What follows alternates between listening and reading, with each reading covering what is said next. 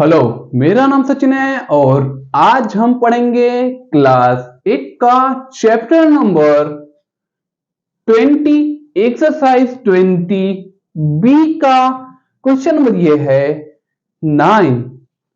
तो आइए देखते हैं कैसे सॉल्व होगा ये क्वेश्चन।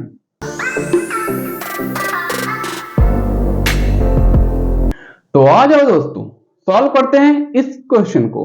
तो बोला गया है क्वेश्चन में the area of square is 169 centimetre square, find its one side and second वाले में पेरीमीटर निकालना है।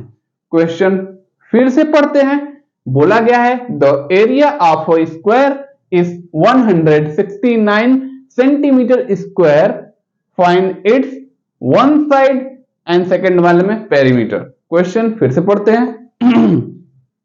इस बार आपको समझ में आएगा, दूसरे बार में ही समझ में आ गया होगा, ठीक है, लेकिन फिर से पढ़ते हैं। इसने बोला है द एरिया ऑफ स्क्वायर, एक स्क्वायर है, ठीक है, एक स्क्वायर है जिसका एरिया दिया गया है 169 सेंटीमीटर स्क्वायर, ठीक है। तो गिवन में हम लिख सकते हैं गिवन एरिया क्या दिया गया है 169 सेंटीमीटर स्क्वायर, है ना। फाइंड इट्स वन साइड और सेकंड वाले में इसका पेरीमीटर निकालना है। इसका एरिया क्या है 169 सेंटीमीटर स्क्वायर इसका एरिया है, ठीक है। तो इसका हमें वन साइड का मतलब एक साइड का साइज हमें बताना है, और आपको ये पता होना चाहिए कि वन साइड का जो साइज होता है स्क्वायर में सभी साइड का साइज वही होता है। अगर इसका साइज जो हमें पता चल गया तो सभी का साइज हम उतना ही मान लेंगे, ठीक है। तो अब हमें जो दिया गया है उसी का फार्मूला लगाते हैं, ठीक है। तो फार्मूला में एरिया दिया गया है, तो स्क्वायर के एरिया निकालने का फार्मूला क्या होता है। एरिया निकालने का हम लिख सकते हैं एरिया ऑफ स्क्वायर क्या होता है, ए स्क्वायर होता है। ए स्क्वायर या तो हम लिख सकते हैं साइड का स्क्वायर, ठीक है। ए फॉर एरिया मान लेते हैं। ये होता है फार्मूला स्क्वायर के एरिया को निकालने का। जैसे कोई स्क्वायर है, ये है, ये इसका मल्टीप्लाई इसके साथ करेंगे तो हो जाएगा A square. A into A equal to A square, यही होता है स्क्वायर के एरिया निकालने का फार्मूला, ठीक है। तो हमें वन साइड का एरिया निकालना है, तो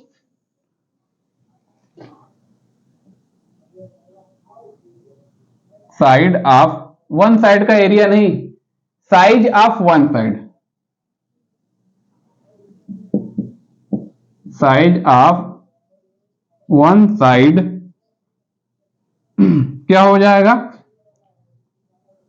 इक्वल टू एरिया क्या दिया गया है 169 दिया गया है और ए का स्क्वायर। तो इसको इधर कर देते हैं, ए का स्क्वायर मतलब 169, ये है ए इक्वल टू, ये रूट के अंदर चला जाएगा तो ए इक्वल टू आएगा 13। ये है 169 का स्क्वायर रूट क्या होता है 13 होता है। अगर आपको निकालना है तो आप इस तरीके से निकाल सकते हैं लॉन्ग डिवीजन मेथड से।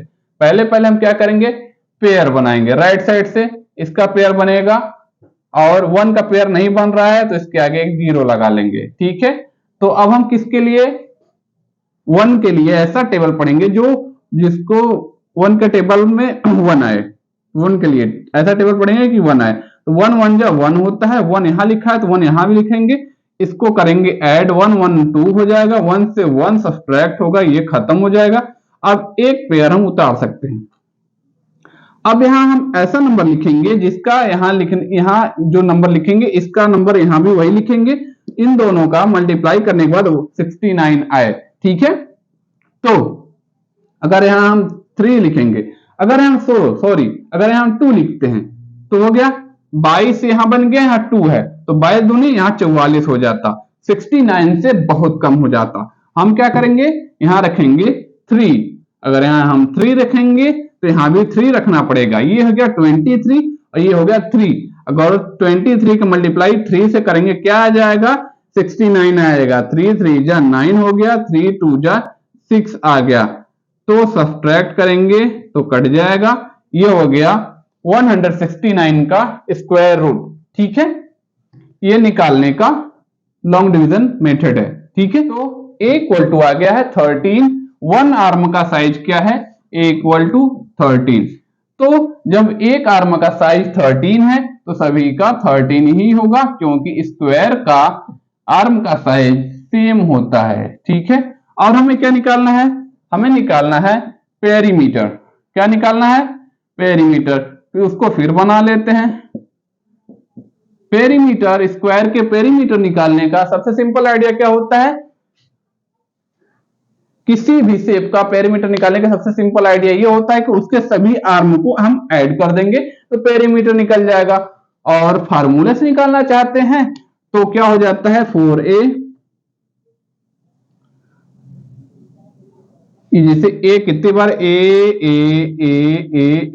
a कितनी बार है, 1 2 3 4 5,